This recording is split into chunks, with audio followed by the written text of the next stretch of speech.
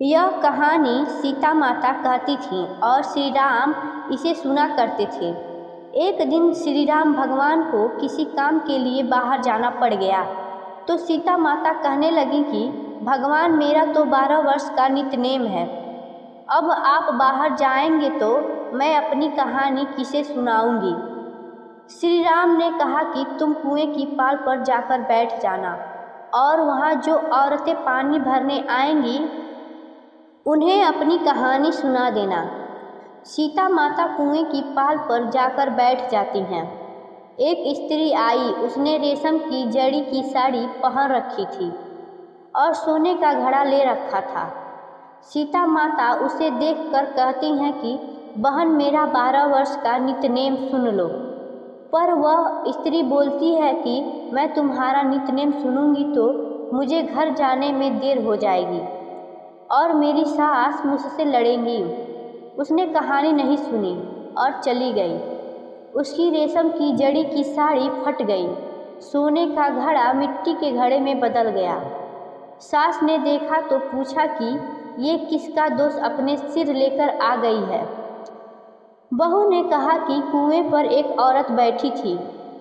उसने कहानी सुनने के लिए कहा, लेकिन मैंने सुनी नहीं, जिसका यह फल मिला। बहू की बात सुनकर अगले दिन वही साड़ी और घड़ा लेकर सास कुएं की पाल पर गई। सास को वही माता सीता बैठी मिली तो माता सीता ने कहा कि बहन, मेरी कहानी सुन लीजिए। सास बोली कि एक बार छोड़, मैं तो 4 बार कहानी सुन लूँगी। सीता माता नित्यनेम की कथा कहने लगी। राम आए, लक्ष्मण आए, देश के पुजारी आए, नित्यनेम का नेम लाए। आओ राम, बैठो राम, तपी रसोई पियो राम, माखन मिश्री खाओ राम, दूध बतासा पियो राम, सूत के पलका मोठो राम, साल दुसाला पोठो राम, साल दुसाला ओढ़ो राम। जब बोलूं जब राम ही राम, राम संवारे सबके काम, खाली घर भंडार भरेंगे, सबका बेड़ा पार करेंगे। श्री राम जय राम, जय जय राम। सास बोली, बहन, कहानी तो बहुत अच्छी लगी।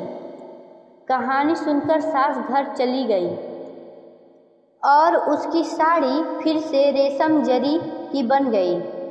मिट्टी का घड़ा फिर सोने के घड़े में बदल गया। बहू कहने लगी, सासू माँ, आपने ये सब कैसे किया। सास ने कहा कि बहू, तू तो दोष लगा के आई थी और मैं अब दोष उतार कर आ रही हूँ। बहू ने फिर पूछा कि वह कुएं वाली स्त्री कौन है। सास बोली कि वे सीता माता थीं। वे पुराने से नया कर देती हैं, खाली घर में भंडार भर देती हैं। वह लक्ष्मी जी का वास घर में कर देती हैं। आदमी की जो भी इच्छा हो उसे पूरा कर देती हैं। बहू बोली कि ऐसी कहानी मुझे भी सुना दो। सास बोली कि ठीक है, तुम भी सुनो। और सास ने कहानी शुरू की। राम आए, लक्ष्मण आए, देश के पुजारी आए, नित्यनेम का नेम लाए।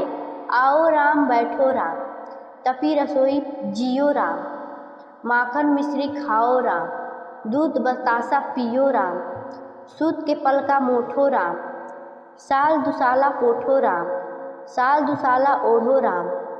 जब बोलूं तब राम ही राम, राम संवारे सबके काम, खाली घर भंडार भरेंगे, सबका बेड़ा पार करेंगे। श्री राम जय राम, जय जय राम। कहानी सुनकर बहू बोली कि कहानी तो बहुत अच्छी है। सास ने कहा कि ठीक है, इस कहानी को रोज कहा करेंगे। अब सास बहू रोज सवेरे उठती, नहाती धोती और पूजा करने के बाद नित्यनेम की सीता की कहानी कहती। एक दिन उनके यहाँ एक पड़ोसन की औरत आई और बोली कि बहन, जरा सी आँच दे देना। तो वह बोली कि आँच तो अभी हमने जलाई ही नहीं। पड़ोसन ने कहा कि तुम सुबह 4 बजे से उठकर क्या कर रही हो। उन्होंने कहा कि सुबह उठकर हम पूजा करते हैं, फिर सीता माता का नितनेम की कहानी कहते हैं। पड़ोसन ने उनकी बात सुनकर कहा, फिर सीता माता की कहानी कहने से तुम्हें क्या मिलता है? वे बोली कि इनकी कहानी कहने से घर में भंडार भर जाते हैं, सारे काम सिद्ध होते हैं, मन की इच्छा भी पूरी होती है। पड़ोसन कहती है कि बहन ऐसी कहानी तो मुझे भी सुना दो। वह बोली कि ठीक है, तुम भी यह कहानी सुन लो। राम आए लक्ष्मण आए, देश के पुजारी आए, नितनेम का नेम लाए, आओ राम बैठो राम। सारी कहानी सुनाने के बाद पड़ोसन कहने लगी, बहन कहानी तो मुझे बहुत अच्छी लगी। अब वह पड़ोसन भी नितनेम सीता माता की कहानी कहने लगी। कहानी कहने से सीता माता ने पड़ोसन के घर भी भंडार भर दिए। अब तो पूरे मोहल्ले में नितनेम की कथा चल पड़ी। हर किसी की मनोकामना पूरी होने लगी। हे सीता माता, जैसे आपने उनके भंडार भरे, वैसे ही आप हमारे भी भंडार भरना। कहानी सुनने वाले के भी और कहानी कहने वाले के भी। धन्यवाद। Like and subscribe my channel.